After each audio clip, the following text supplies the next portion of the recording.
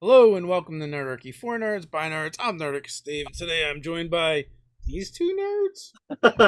I am Nerdarchy Ted, and I'm this screen is kind of co-hosting, but with my new friend here Yeah, that yeah. You have to like really hold him up kind of almost in front of you because he's getting cut off. Oh, oh, man. that's right, yeah. Um, so Wow. I He I looks bit the very bullet. armory. I bit the bullet and bought one of these guys. So yeah, And I what just do figured they what do they run? his MSRP is like 400. Nice. I got him on Amazon for 308. Boom. It's a steal. And Amazon has a you know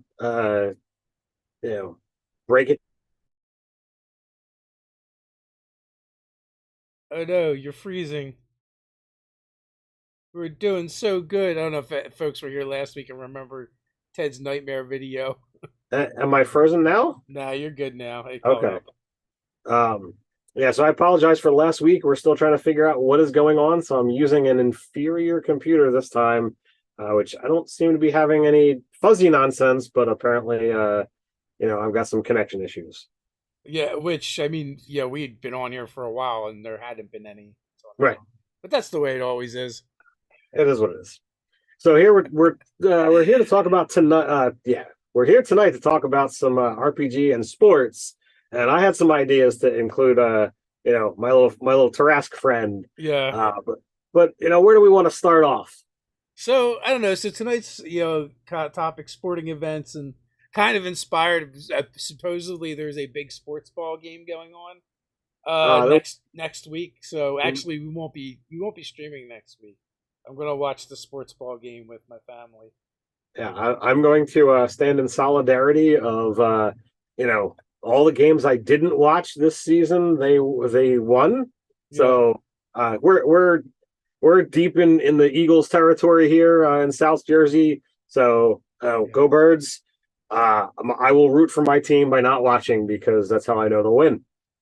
Because I watched the Christmas Eve game and they made lots of mistakes, and Yeah. It's some all people your might say it's fault. my fault. So Sounds I'm not gonna sounds have it. sounds about right. So, yes, Avram, I have to update the thumbnail since we've changed from Mondays to Sundays. I was just saying that before we went live. I was like, Ted, I really need to update this because it is still the old one, and I kind of forgot about Yeah, sorry about that. it. But good And when I call. do remember, like I forget about it for another week. So, and then it's like, oh, I guess we're using the old one. So even though like Dave and I are not, super sports fans, and we're not regulars of watching games and this kind of stuff, sports is something that easily pervades into different RPGs. And I guess we'll kind of like start off with some of our own experiences, and then like how other things might really inspire some other things. So like if we harken back years ago, in your Griffin Gaff campaign, like we went down into the Underdark and we wound up meeting this like group of kobolds who played rat ball. And I thought that was pretty darn amusing to like get pulled into this game. And we played a game of rat ball, if I remember correctly. Yes, you did play in the game of Grapple. Matter of fact, like so the way that the Kobold tribes would determine which tribe was going to be the ruling tribe for the season or whatever would be they would have a rat ball tournament and the winners would be in charge.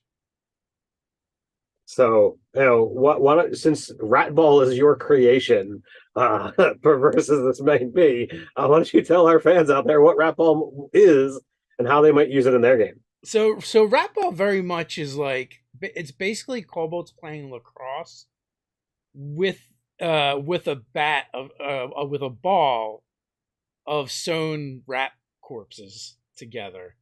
And the only real difference between like lacrosse and rat ball is you're allowed to you know perpetuate acts of violence upon the other the other team. Also, there's traps, so there's like pitfalls and different things that happen from round to round that the athletes have to worry about. In addition to just trying to score, keep the other team from scoring. And also, so there is a great trash heap where all the kobolds would like basically just a chasm they would just dump their stuff into. And one day when they're doing that, something hurled a bunch of rats stuck together out of that, and that's when. And they also worship that thing like a god, so they determined that the rat ball was handed down to them from their deity. Their deity, the So it's kind of a Atiog. holy event for them as well. The deity, you mean the Atiog that lives down there? Yes, it was like a half dragon Adiug. Because yes, Wow, why not? Anything can be half dragon. half dragon Atiog. I don't want to know how that came to be. And but and it was just like a fun way to kind of incorporate. It was a little bit like a combat and a little bit like a skill challenge, and it was a way to incorporate something different and have the players be able to interact with kobolds in a way that they probably had never interacted with kobolds before. Well, I had never played a game of rat ball before, that game.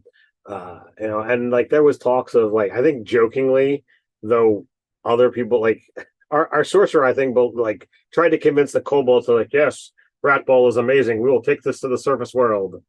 And We spread it never did. far and wide. Yeah. And it never did.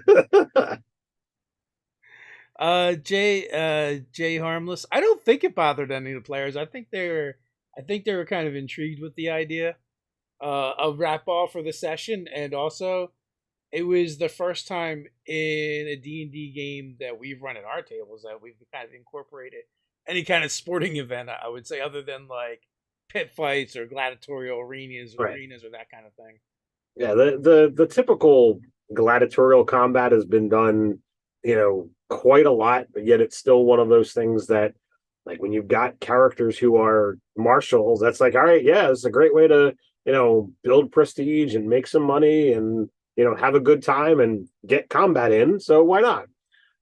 But having some other way to build fame and notoriety that isn't strictly combat can be kind of cool.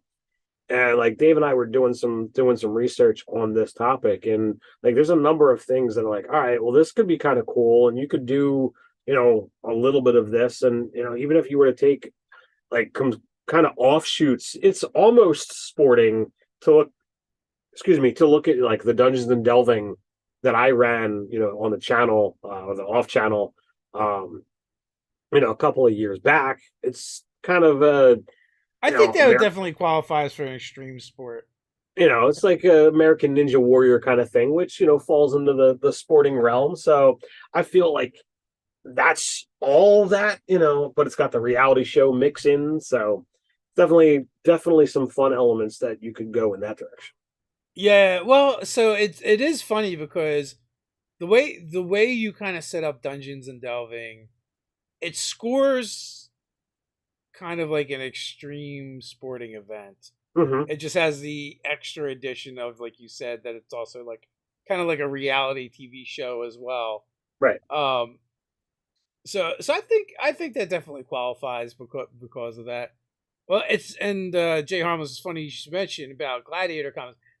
Type campaigns. The campaign I'm running isn't really a gladiator campaign, but it has a lot of heavy influences and I would say DNA from gladiators, because there's gladiator schools that the players that came up with and they're tied to.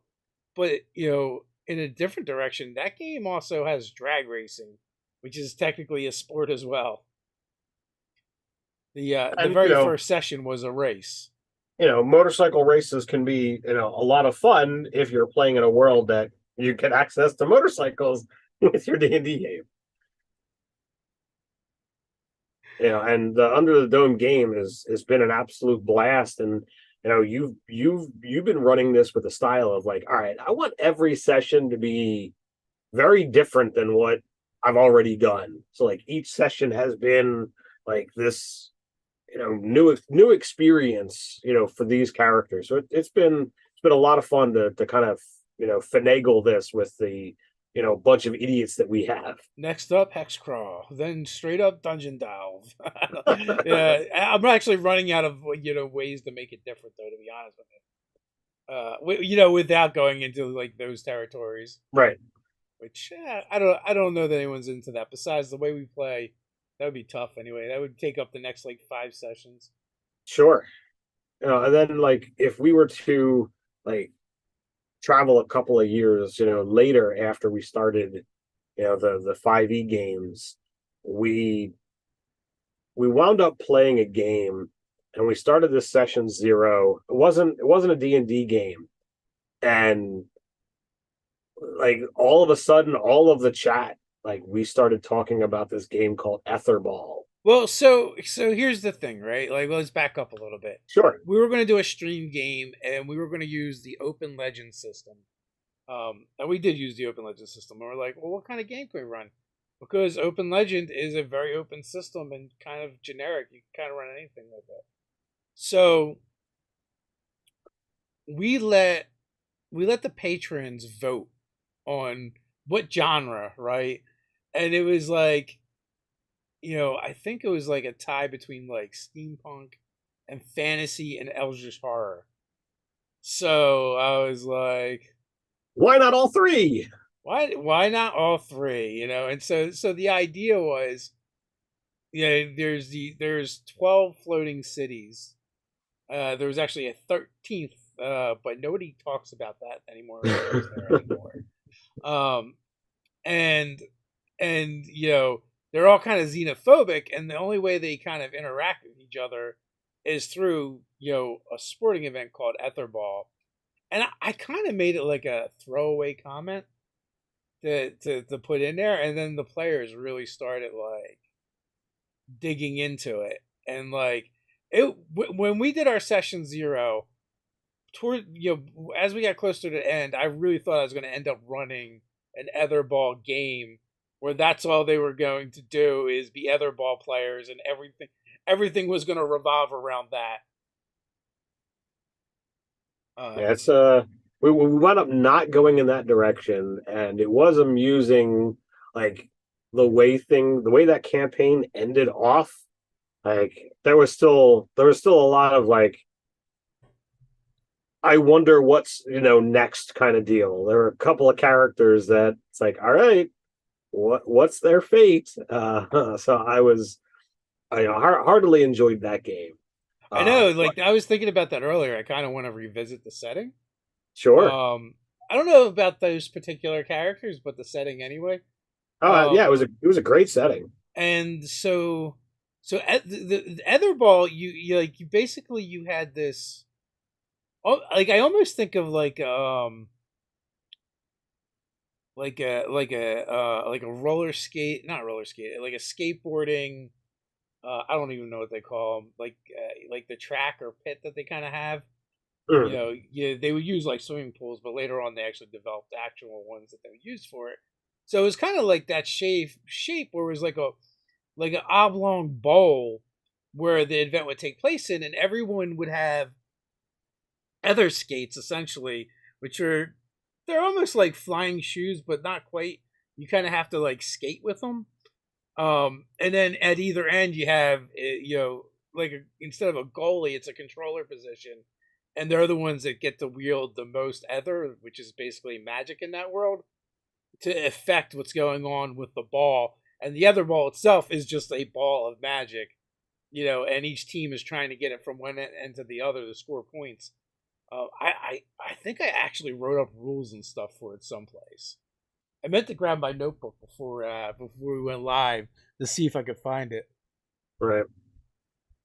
It was a lot of fun. I don't remember the specifics of our session 0, and I don't think that was ever a recorded thing. So, like it's all lost to the ether. It is. But we have 13 episodes up on the channel. For Open Legend, and then I have my notebook. Then it got me thinking. I was like, man, Maybe we should do another Skies RPG after we do Zoo Mafia. Okay, Although I feel like that'll be a way more complex game sure. than the Zoo Mafia is. Yeah, I think that definitely is far more involved to, revisit that place, that situation. What kind of rule set would that look like? Would that be like its own thing, or would that like go to 5e kind of deal? Be more of a campaign setting, or would we want a rule set? Yeah, I would want a rule set at this point. Sure. Someone's convinced me we should make rule sets, and maybe not, you campaign settings for somebody else's game. Sure. Well, Looking I mean, at I'd you, I'd be Wizards of the Coast.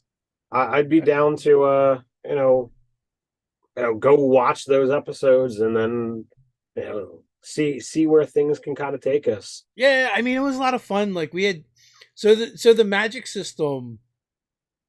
I actually had to kind of develop the magic system a little bit. Like Open Legends had the bare bones for it, but it didn't have everything I wanted. So the thing about wielding magic in that game, the only really safe way to do it is to be an Etherficer. And that's what Mm, Ted's character was. And that's basically you collect ether and you put it into items and objects and you focus it that way. And basically like kind of like magic tech stuff. Um, but you could be an Ethermancer and be basically a mage and a spellcaster. But the problem is that it takes a toll on you, and not only that, like there's corruption in that world, and like if you don't have enough ether to do something, you can always tap corruption to do it instead or to add to it. Or if you overdo it with ether, you're going to tap into corruption, right. and you basically start making like these corruption saves. And I believe that's what kind of was happening to Robin's character. Sometimes willingly, sometimes not. Yeah, and that was one of those characters of like, all right, what was their fate at the end of Yeah, it was definitely like you guys had split the party in different directions and gone off, in a different split because it was Professor Bill from Comic Book University. It was Doug. It was you. It was Ty in that? Robin. What's that? Was Ty in that one? Oh yes, because I thought Ty was gonna literally die the very first session. Ty or Because his character? yes, no, his character, because they're in their other ship, right, or basically just flying ships, and there's a creature that is like harassing their ship or attacking their ship, and he's like, I know, I'm gonna draw my sword and dive off of our ship Now, at that creature. now, mind you, for those of you who aren't familiar with this, there are 12 floating cities up above the land, Miles. and nobody goes down. Like Yeah. that, you just don't go down. Like that's hasn't been. No one knows what's down there at all. So it's like if you go off the ship and you're not secured, you gone. Like there's no coming back from that. Yeah. Yeah, it was interesting to start. We had fun with that game, I think. Oh yeah, absolutely. But I mean, we have fun with all the games that we do. So That's true. So yeah, Open Legends, search the channels, they'll come up. And I think we only played 2 hour sessions with those as well. I mean, that two was to our two to three, I believe. I mean, a lot of the games that we play here on the channel, we've always tried to keep that time frame shorter than some of the yeah. other games that are out there. Man, we probably didn't even use a. That was probably just straight Zoom. We probably didn't even use a overlay or anything. I don't think. Yeah, I don't think. I think this was before we did overlays. Yeah, that was straight But Zoom or even maybe uh, Google Hangouts. Anybody remember that?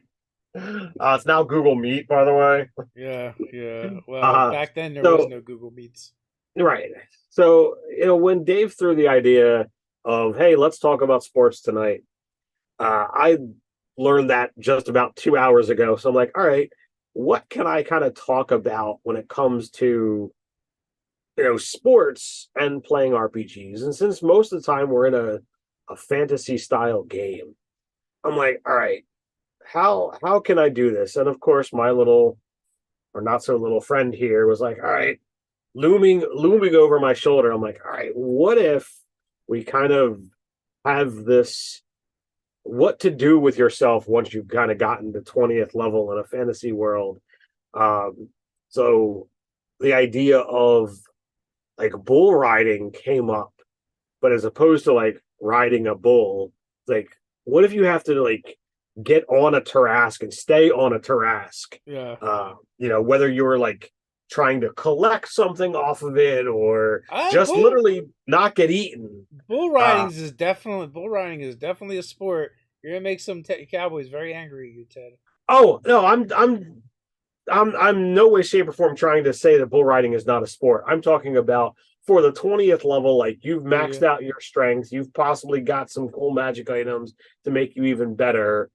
Like, no offense for the real world, bull riding a bull would not be a challenge to a 20th level fighter with maxed out strength and what have you. So it's like, what could we do in a fantasy world? Well, what if we brought in, the massive Tarask? And it might not be a giant spectator sport, but it could be one of those things of like, all right, maybe there's like scales or, something that the Tarask sheds. So you have to go find it, get on top of it somehow, and collect these things. And the number of things that you return with shows how much of a badass you are. Uh, you know, so it's its own extreme sport kind of nonsense of, well, we're not going to kill a Tarask. We're just going to, go out there and be on it. I mean, even if you didn't want to get crazy, right? You have footless, and jousting, and archery competitions. Sure. They're all sports as well. And literally anything they do at a rodeo could technically be ported right into your game. It's not like that's particularly technology intensive, right? Right. Someone just had to decide that they want to, rope a steer or something. But it could be like, without going to the extreme of a Tarask. You could bring it down a little bit and just do that with a dragon or something. No, you could, what about air? Like, there's a BTT called Owlbear Rodeo. Why not? Why not ride owlbears? Or you have to try and rope an owlbear and How, tie him up. how about displacer beast roping? Oh, that would suck. And he throws him a rope around nothing again. But yeah, I mean, you could definitely find some some real fun and interesting things to from D&D lore and D&D monsters to use instead of your standard rodeo fare. What about a gorgon instead of a bull, right? Oh man. Like, not only do you have to try and hold on, but you also have to try not to get petrified. Oh yeah, I see. We got a Dune fan in there, sandworm riding, Sandworm riding. That sounds like fun. land shark rodeo. I'm here for anything with bullays. A minotaur roping contest. Yeah, you won't make any ferns with that one. I was thinking about centaurs too, right? Matter of fact, like centaurs and minotaurs absolutely just hate anything rodeo involved in fantasy worlds because they just become the butt of jokes. And also, you may not want to make either of them the butt of your joke. Yeah, I definitely would not be seeking them out as adversaries. Well, so I don't know if we're allowed to mention this or not, but we're working on lairs for a particular company, and you made me think about it because you're talking about athletics checks, and I was looking because like I'm working on a lair for a dragon, and it's got an athletics check of +17, and like it likes to hang out in volcanoes and shit. I'm like, yo, why doesn't it just grab people and just shove them in the lava and hold them under the lava? That that would be incredibly dangerous. I mean, if I was immune to fire, and lived in a lava place and someone was trying to steal my gold, I would totally I would totally whitewash them, with lava instead of snow. Yeah, I can definitely see that being a point. I guess we'll have to like reach out and uh, talk to our contact to say whether we're allowed to say that we're doing that Yeah. before, like saying that we're working on something. I don't think it's a big deal. Saying Yeah. who, that might be a thing. We might have to wait for a certain time frame. Park Centaur horse racing. They are their own jockey, kind of like Kentucky Derby for Sylvan folk.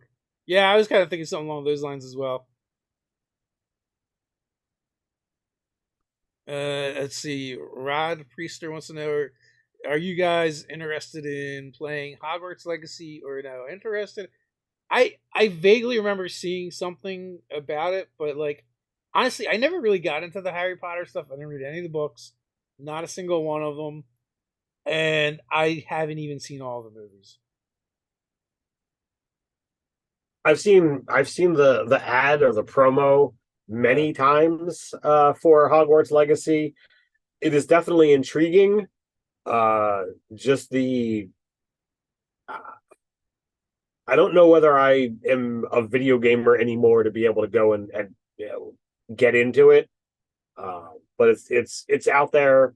But to answer your question, yes, I'm interested, but I don't think I'll do it. Yeah. But also, like that's another thing I have in my notes is Quidditch, just Right. because it's another like fantasy style, high magic type of game that you could introduce into your setting. Did Strixhaven throw anything in there? I'm kind of surprised if they didn't. I I feel don't like think there's there got to was be at a. least one game or something in Strixhaven, right? I I don't. mean, if you're gonna kind of like rip off Harry Potter, you might as well go all the way. I don't remember seeing anything that was game related. Yeah, I don't really remember seeing anything either. But that doesn't necessarily mean it doesn't exist. Um, which also feels like a huge miss if they didn't like come up with something that the schools would play against each other or whatever. Yeah, I mean, just looking through the contents, I mean, nothing jumps out at me as a Yeah. sports related adventure or section or what have you. But if somebody is you know, either running or playing Strixhaven and we're wrong, please let us know so we can kind of be able to go in there and talk So about that. so one of the book series that I read is called Hard Luck Hank, and it's Hmm. kind of like it's sci-fi, but it's written with a very comedic kind of bent to it. Right. And they've got a game in there called Glocken, and I just in my brain it's just like on steroids future rugby, right? Is like how it is, and it always like gets mentioned in the background and like about a game being played or someone's a huge fan or what team they're a fan of. But one of the books, like the main character Hank, like they need to figure something out that's going on with the Glocken teams. So like he's got to become a Glocken player, right? And that's kind of what I thought like other skies was going to turn into. Hmm. And I think that game happened before I had read that book, but like after I got that book and read it, I was like, this is what Other Skies almost was. You guys like doing all this intrigue stuff and based around the game, whether it's sabotaging or trying to figure out saboteurs, but that would have been a completely different kind of campaign. I think that the game would be vastly different, and whatnot. I think there would be far less of the Eldritch horror if we were Ethermall players, unless like the horror was happening like on the games. I think that would Yeah. greatly That change it the would outcome. it would have been harder to incorporate, but not impossible. Oh, I Like trust me. We've been gaming together long enough. I know the way you think. like yeah, one of the teams will show up and they're all Cthulhu'd out. Oops. So I'm not going to insert my opinion one way or the other. But if you want to talk about the new sport that's coming up, that could easily get incorporated into a fantasy game. What about Power Slap? Power slap? Is that the one where they just slap people? Yes. I don't think it's a new sport. I think that's been around for a while. Okay. Well, my apologies New to then. you? It is completely new to me. I've never seen it advertised on television, Yeah. until like a month or so ago. Um, but you could totally have a power slap competition in a fantasy game. I mean, sure, you could do power slap, you can do arm wrestling, like there's plenty of things you could do that are really kind of mundane, but they're gonna be would be super interesting, in a fantasy setting or a TTRPG. Yeah, are there rules, right? Like, what if you show up with a girdle of giant strength? Like, do you have to be tested for magical enhancements before you get into the quote unquote ring, whatever that means, or is Right. it expected, right? Like that's just part of it. Like personally, that's where I'm at. I can't wait till they start adding cybernetics to our athletes and making them run faster and jump higher than ever before. They make enough money; it's fine. Give them all the steroids. Yeah. So like, in a fantasy competition, it's like, all right, you don't have a 20 strength, you can't compete. Like Yeah, yeah. 20 or higher. You can't you have to be able to lift this in order to get in, and then it requires a 20 strength. I think that'd be that could be kind of cool. Like when you start getting into like some of these upper echelon, things, is like, all right, that could be your threshold. And well, maybe somebody is, toying with you. Is like, all right, Yeah. well, what if somebody magically increases the weight of the thing to try and stop people from getting in? Or what if like, they put, some kind of, you know, curse on somebody to lower their strength, or, whatever. Like there could be have a whole intrigue around a sporting competition that's based entirely on strength. And there's just two ways to kind of deal with that. Yeah, I don't know. Is anybody in chat old enough to remember rollerball? Like, I brought it up to Ted. He's like, "What?" I was like, "Well, I looked it up, and I know I seen it as a kid, but I'm like, it literally came out the year we were born." It came out the year you were born. I was born 3 years later. Oh yeah, that's right. Listen, don't give me your But pathetic excuses. while we were kind of chilling, waiting for this thing to start, we did Yeah. watch the trailer together. And I gotta say, either in the Under the Dome game or in my Swampgate game, I would totally, modify rollerball to be a sport for either of those Oh wait a those minute, hold on, either of Ted. those two. I have to insult one of the fans. JB, you are old as fuck. He's like, I was a teenager when it came out. That's awesome. No, so but for anyone who doesn't know, basically it's like roller derby meets lacrosse and add a couple motorcycles and explosions because why not? Motorcycles and quads and explosions. Like Yeah, it, there's definitely a lot of stuff in there. So like like for me, for the game that I would run in Swampgate, there wouldn't be motorcycles, there wouldn't be vehicles. yeah. But you could have like a smooth track, kind of what they have, and you could have like powered roller skates, as opposed to just roller skates. But then you would have these balls that could kind of either detonate or like desequence a goal, and you could totally attack the other people, the other team, I would say. The idea is you have, goals on either side, and you have to try and get all of your enemies goals deactivated before they deactivate yours. And just watching the few minute trailer, like these are the ideas that are running through my Yeah. head. All right, this could be kind of a cool, similar to the way what you did with Rap Ball, a combination combat skill challenge. I think could be a lot of fun to, come up with this. And I'd have to come up with a name and, whatnot in order to have it fit in. But I think that could be something that would be a lot of fun to play. Well, like even too, like if you think of like Rome and the Colosseum, right? Like it is a way to keep the masses entertained. Like why wouldn't that, something like that happen in one of our RPGs, one of our fantasy worlds? Especially in a very large kingdom. And also you like tournaments and stuff like that is a good way to have diplomacy as well. So and like that was one of the main things that it was used for in Etherball was in Other Skies was that's the only time the cities really communicated with each other, and that was only the only real free movement between the cities. So spies and politicians would use it in order to maneuver and get to other cities and try and make deals or find out information. Over the top, yeah. So we are at this point in time past the halfway point. So I guess we should kind of call out that tonight's live chat is sponsored by or powered by Easy Roller Dice.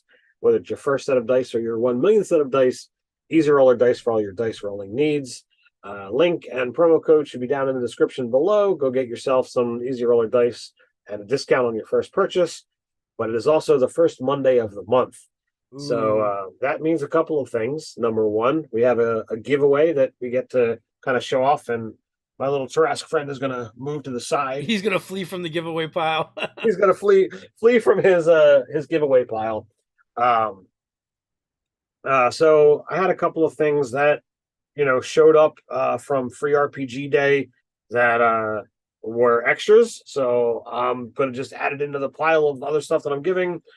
So we've got quick start rolls for Root. We've got the Epic Encounters Bridge over the Dorogar Cult, as well as the Three Wizard Conundrum. We've got a copy of the new Dragonlance book, as well as the starter set, Dragons of Stormwreck Isle, which comes with the rule set and set of dice.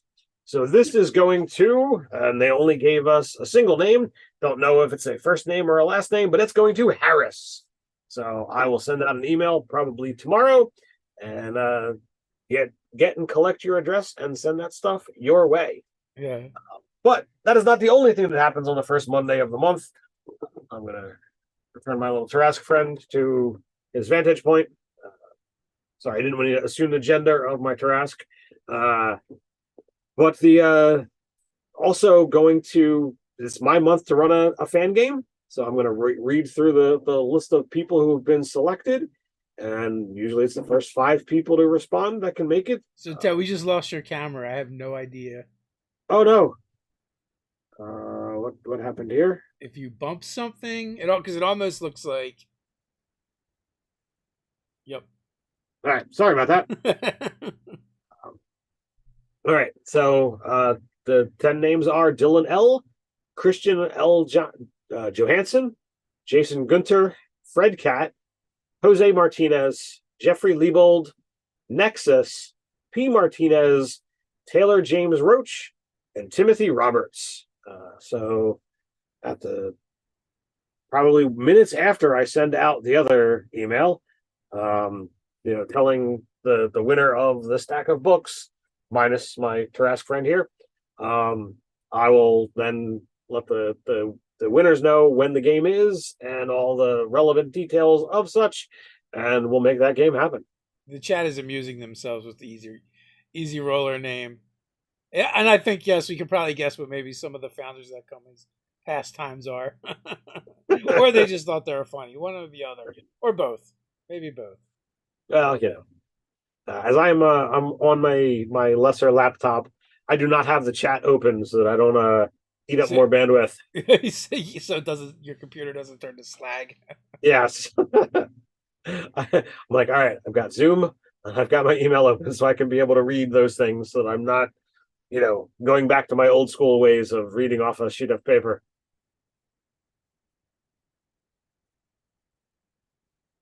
Yeah. So also, I guess we should mention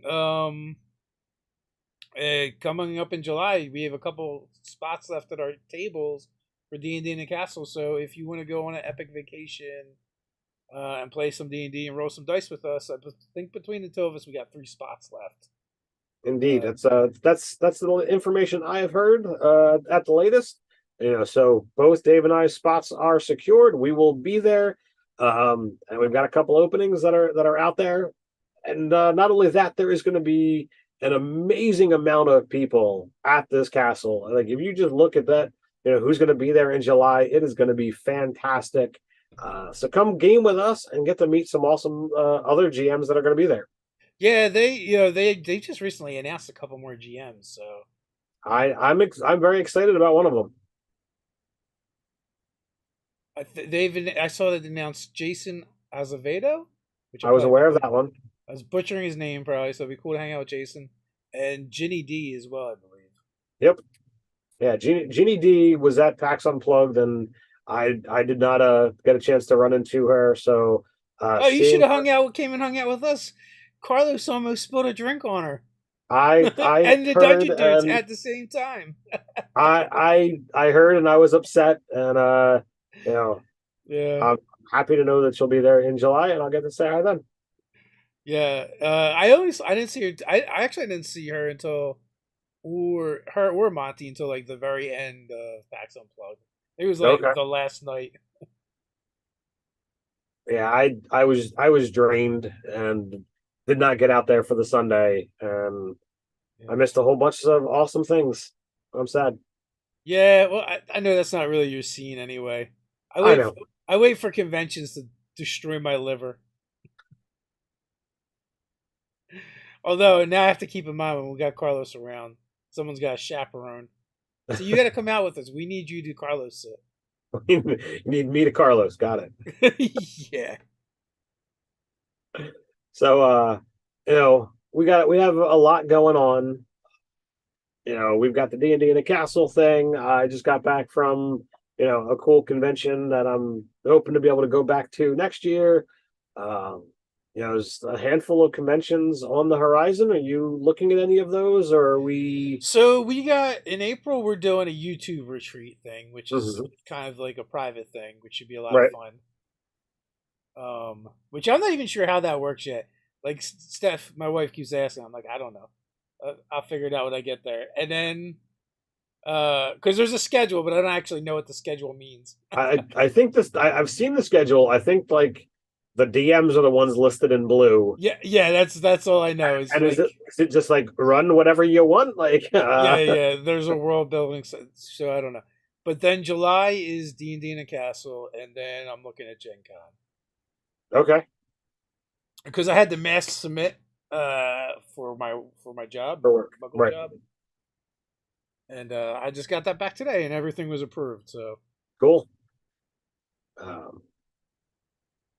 I haven't looked into the future.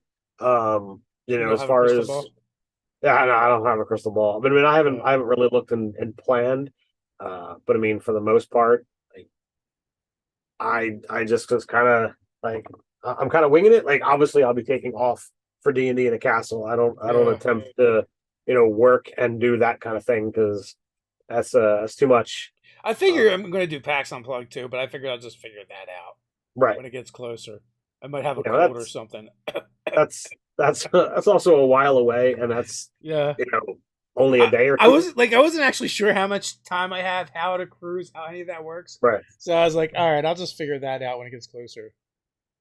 That's PAX Unplugged is a Friday, Saturday, Sunday, which for me, like the way I work, that's usually not a problem anyway.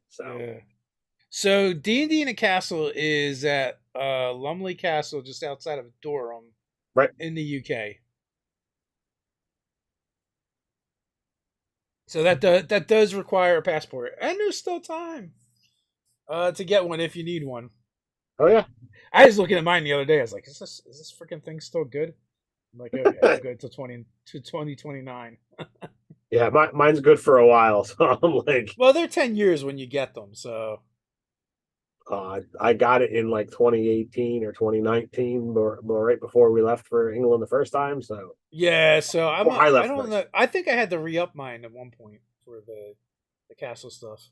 But you were doing other things, so Yeah, yeah. like Well, yeah, I I had a passport from before. right, I was not a world traveler until D&D in a castle. So I That's mean, not I true, man. You've been to Mexico. yeah, I went to Mexico, but I don't think I needed a passport for that one. No. I think there's a different type of ID, but because it was on a cruise ship, I think they you might not need it. Right, I think that's what happened. I mean, it was it was definitely fun. But So Ryan wants to know,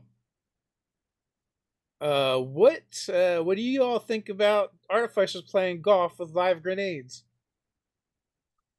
that sounds like a horrible idea. So, yeah, I don't know that grenades work that way.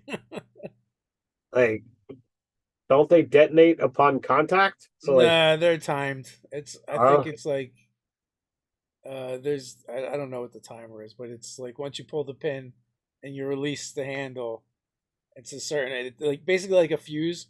oh, okay. You have X amount of time before it goes off.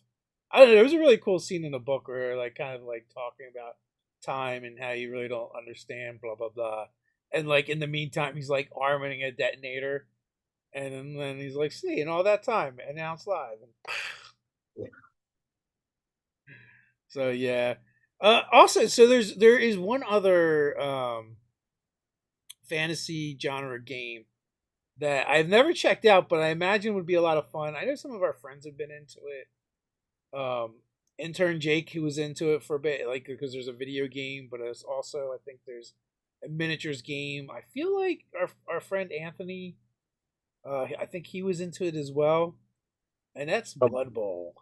so with this one, there's a couple of different like Blood Bowl or Blood Bowl knockoffs that are Yeah, out there. I've actually got a board game iteration of it, mainly because it's got like a football D6 that I had to acquire.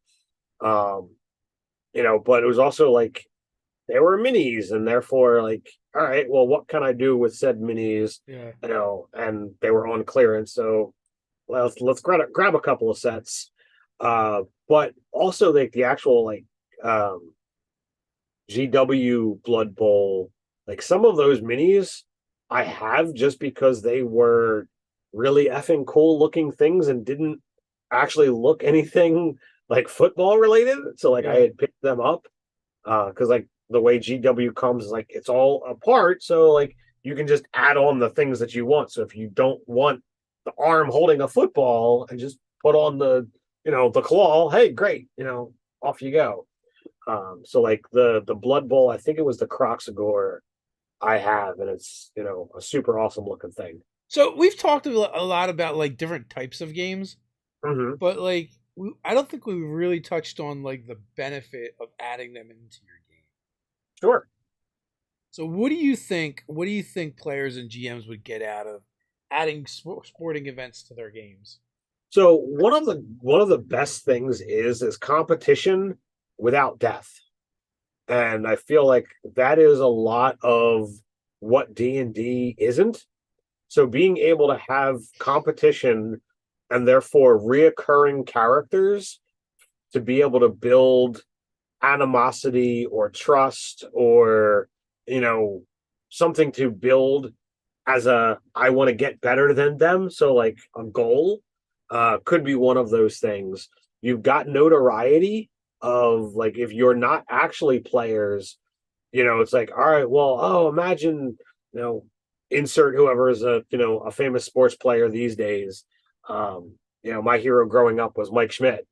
I suck at playing baseball, but man, third baseman for the Philadelphia Phillies when I was a kid, was awesome.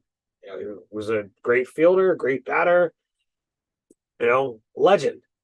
Um, so within a given town, if you've got a local sports team and the teams travel and you've got a place to play, this could be a whole thing where you've got merchandise, you've got people, you've got, you know, even if you're not doing any of the intrigue stuff, having heroes that aren't just, oh, I go out and kill monsters, it gives people someone to look up to and gives a whole nother venue for careers. Let's see. Ryan asked about drag racing in Eberron setting. I think there's definitely some racing you could. Oh, actually, in Eberron, the Sharn, the City of Towers, you have the Races of Four Winds, which they hold every year, and all the different sections of the city have their own racer. There's owls and giant owls, giant bats, griffins, and all kinds of fantastical creatures that the different um, factions would put out there. And while it's not exactly the kind of racing you're talking about, it did make me think of that. And I actually ran a one shot for 5e like super early on in 5e before we really had much about Eberron at all. And like you guys, I think you were in that game. Excuse me, which one? Where you guys had to rescue the Melian's Gates bat. Their giant bat had been captured and was used for a ritual. I think so. Uh, yeah, so there is that.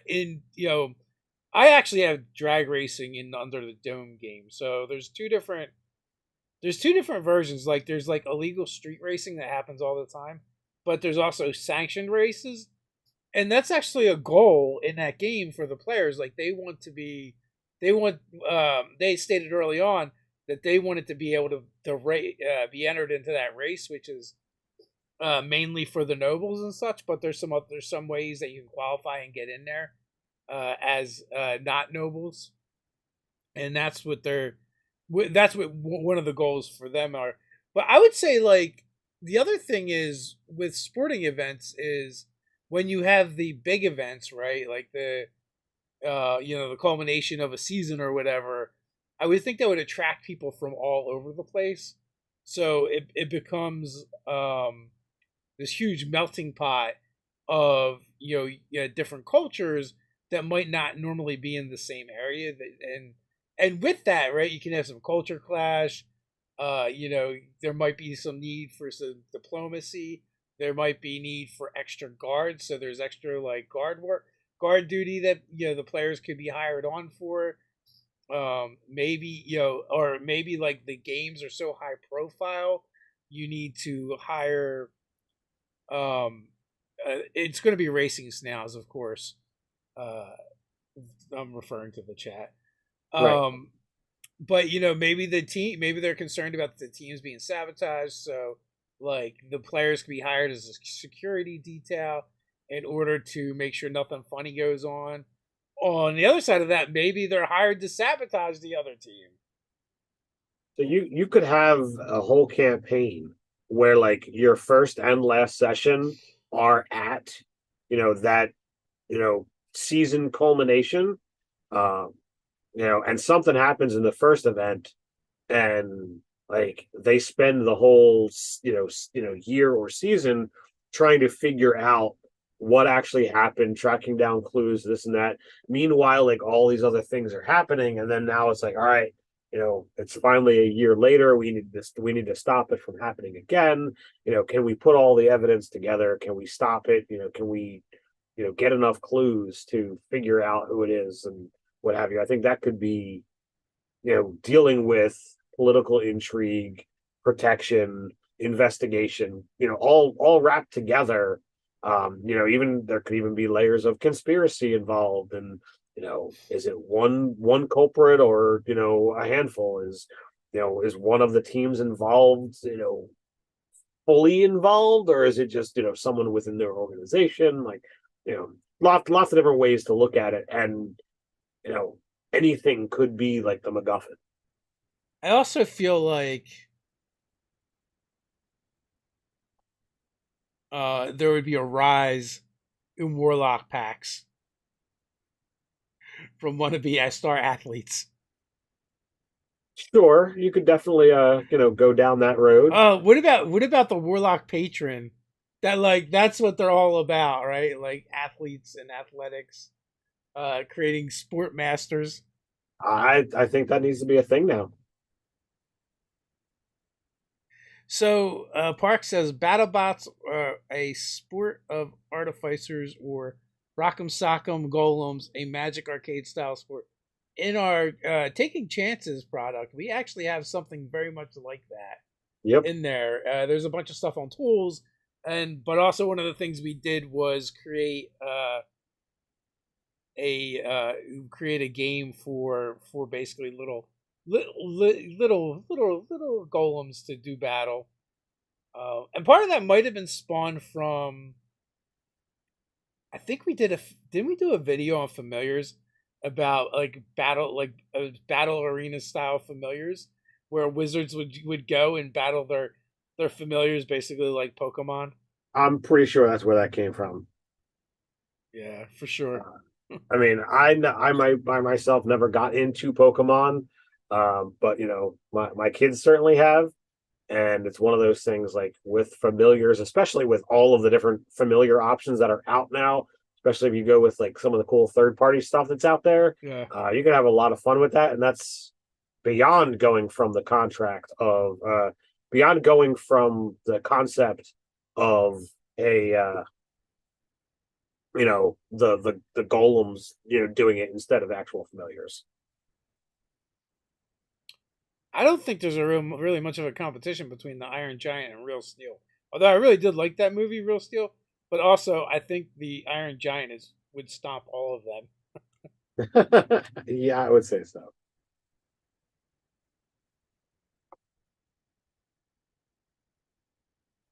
Any other questions? I'm just like catching up. Hey, Doug, what's going on? Nerder Doug's in the chat.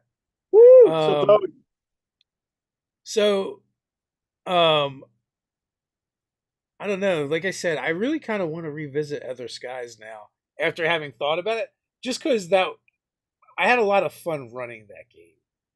and everybody had a lot of fun playing that game. So I would not be I would not you know I would not have a problem going back and pulling that back out and seeing what we could do, even if we don't go to those characters, sure, but look at the world, see what's there. Yeah, I mean, I hope that you've got digitized notes of that somewhere. I don't, but I have. They're in a notebook that I can digitize. That was before I digitized everything. Hmm. But I was gonna say I was gonna give you homework and let you go rewatch them. I know you like doing that kind of stuff. I've actually it's been quite a while since I've watched any games, Yeah. like months. Oh It's just no, I don't know what's transpired, but I've fallen off my rocker. I can't say much. I've never really been into watching games, so Yeah, the desire's there. It's just there's been some stuff going on. Um, lately it's just been music for me. But at some point in time, I will get back to it. But I definitely feel like it's always weird watching things that I'm in. Um, yeah. but I've done it, so it is what it is. So who knows? Maybe I'll go back and I'll watch that game too and see what kind of notes and stuff I can put down. Yeah, so Ryan asks, how would you balance the sport so they don't detract from the campaign? Doug answers, make the sport the campaign backdrop. Yeah, I would say the backdrop, or even use them as centerpieces, right? Like there could be ways to make the campaign about that, right? Um, there could be a whole cottage industry for adventurers around the sports teams where they go out and procure stuff for them. Like we said, like maybe in these worlds, right? You need magical enhancements just to be competitive, right? And it's expected instead of being illegal. It's expected, and maybe one of the things that adventurers have to go like find different upgrades for the athletes to make sure they're competitive, and also you don't want to risk your star athletes by sending them into dangerous dungeons, right? So That's definitely a way of looking at it.